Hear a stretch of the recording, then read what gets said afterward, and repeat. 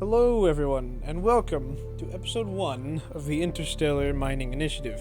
Now, this is a bit of a reboot of a previous series that I had been doing on Twitch, but I have decided to go ahead and start the series over with more of a focus on the YouTube side, mainly because it's easier, but also because it's just better as an edited series, I feel. With that being said, I'm going to take just a few moments to explain the premise of the series while old me builds the starter base.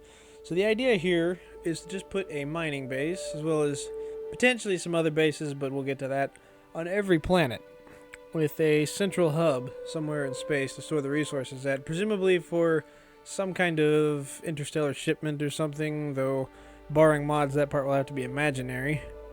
I would like to automate as much of this as possible, especially the actual transport of the resources to the base, but there may be some limitations to that with the way that AI works and space engineers, so we'll cross that bridge when we get to it.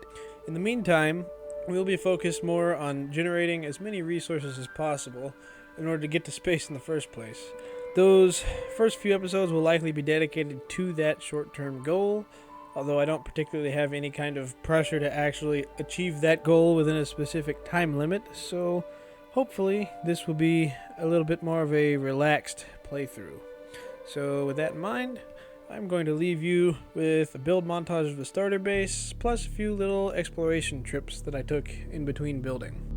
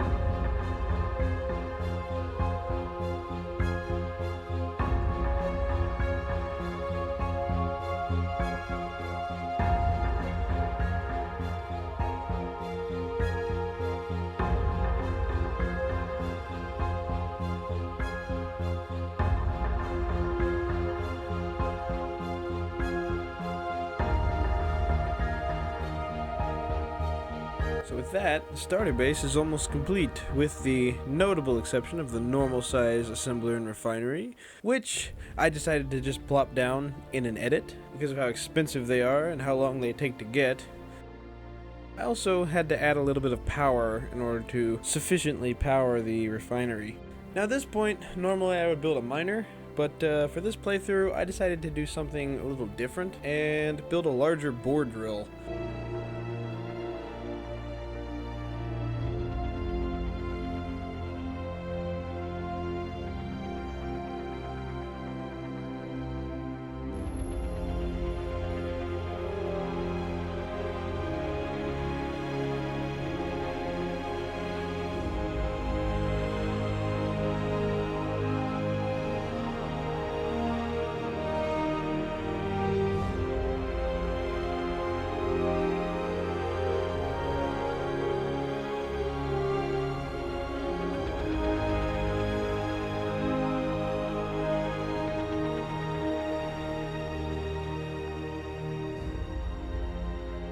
So these designs aren't quite as efficient as a miner would be because they're really only able to mine stone.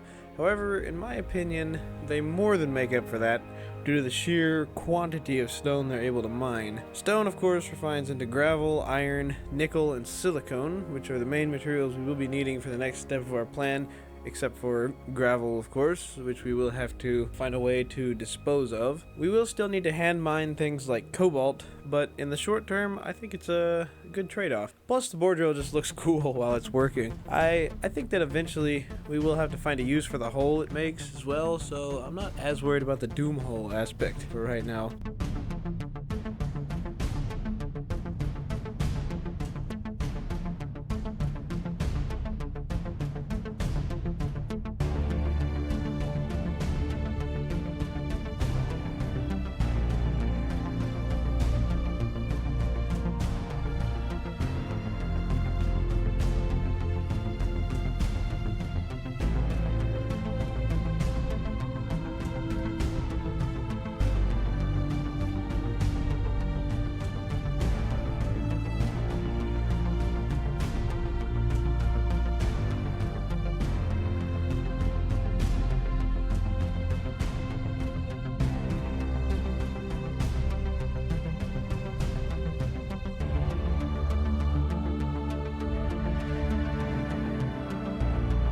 I do intend on expanding the drill a little in the future so that hopefully we can make a doom hole big enough to be useful for something.